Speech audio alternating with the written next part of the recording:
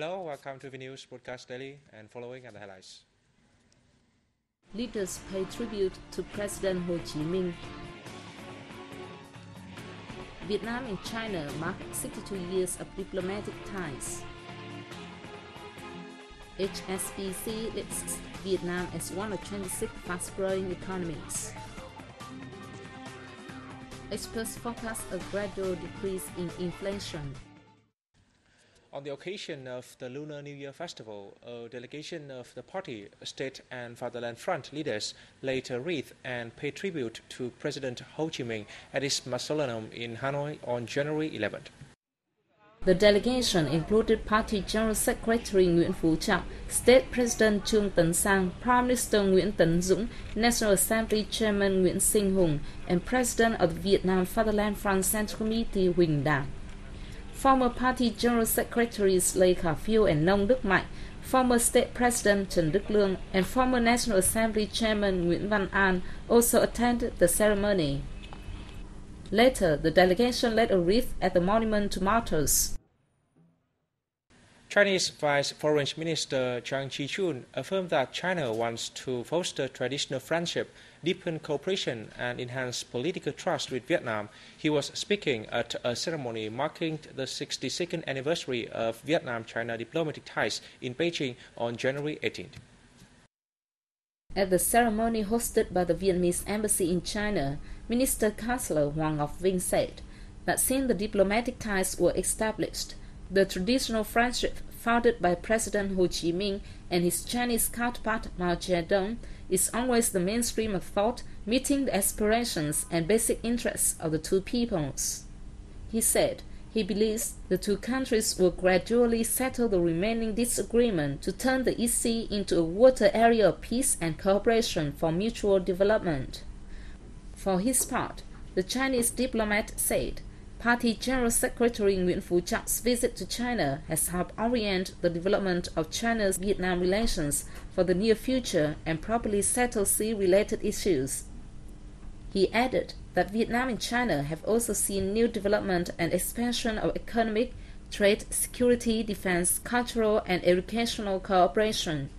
China was the largest trade partner of Vietnam for the 7 consecutive years to 2011, with two-way trade last year reaching over $40 billion, up nearly 33% from the previous year. The General Secretary of the Vietnam Episcopal Council, Bishop Hoàng Văn Đạt from Bắc Ninh Diocese, paid a New Year visit to the Vietnam Fatherland Front Central Committee on January 18th.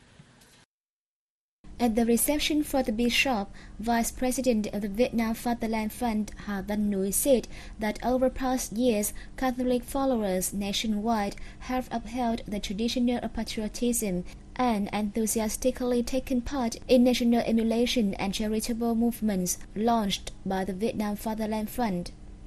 He expressed his wish that dignitaries of the Bắc Ninh Diocese continue encouraging Catholic believers to follow the party's guidelines and policies and the state's law, respect God, while joining hands with the entire nation to contribute to national development. Bishop Dat expressed his wish that the Vietnam Fatherland Front will continue to develop its role as a common house for Vietnamese peoples, groups, and religions to unite for the cause of a strong country with rich people and a democratic, equitable, and civilized society.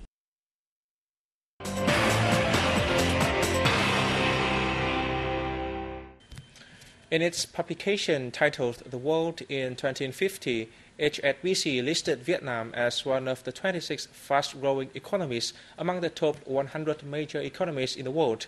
It estimated that Vietnam would record an average per capita income of $4,335 by 2050. The country's GDP in the fourth quarter of 2011 increased by 6.1% over the same period last year, thanks to strong export performance and growing domestic demand. The GDP growth rate for 2011 was 5.9% and is predicted to reach 5.7% in 2012. In its report, HSBC said Vietnam achieved strong export growth due to rising consumer demand for agricultural products, garment and textiles, and crude oil. A 24% increase in export value is targeted by 2012. In 2011, the government took drastic measures to tighten fiscal and monetary policies. Therefore, the budget deficit dropped from 5.7% of GDP in 2010 to 4.9% in 2011. By the end of 2012, the inflation rate is forecast at single-digit level. Economic experts forecast that Vietnam's inflation rate will gradually fall in the 2011-2015 period and is expected to stand at 10.48% in 2012. They discussed growth potential of the national economy at a conference in Hanoi on January 18th. Over the past years, Vietnam has enjoyed a high and stable economic growth, which averaged 7% in the 2000-2010 period. This picked the country out of the basket of low-income countries to move to the middle-income one.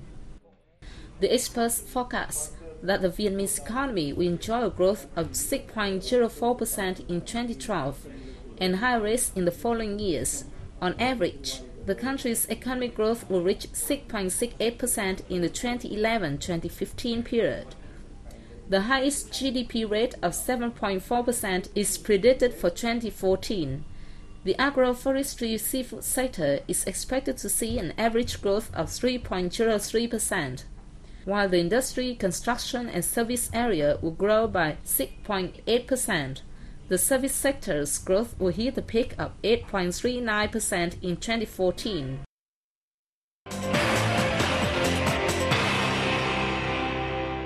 The Prime Minister has approved a master plan to preserve, restore and promote cultural values of the World Cultural Heritage Hoi An Asian Town in central Vietnam for the 2012-2025 period.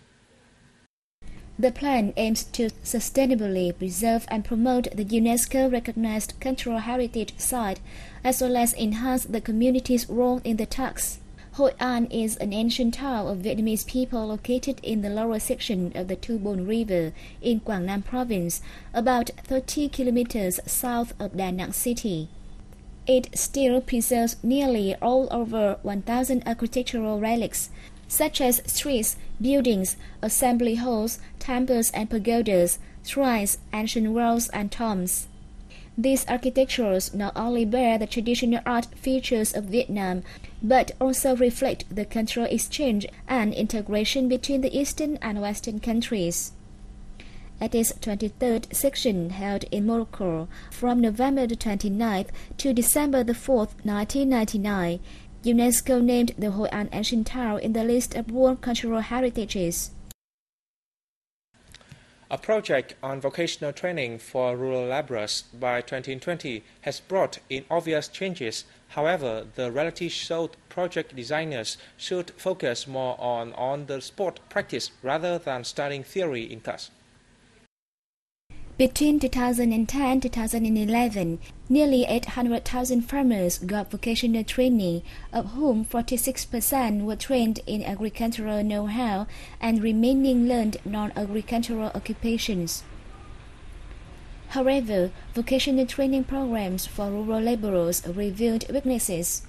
They were designed unsuitably for farmers' conditions, failing to meet their demands, and they are yet to follow hard on localities' socio-economic development plans, as well as businesses' labor need. That fact required program developers to renovate training methods. They were advised to bring farmers to fields and give training lessons right on the spot.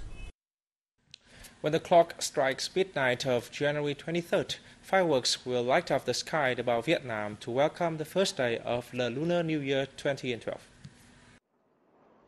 The capital city of Hanoi will light up fireworks at 29 locations for 15 minutes.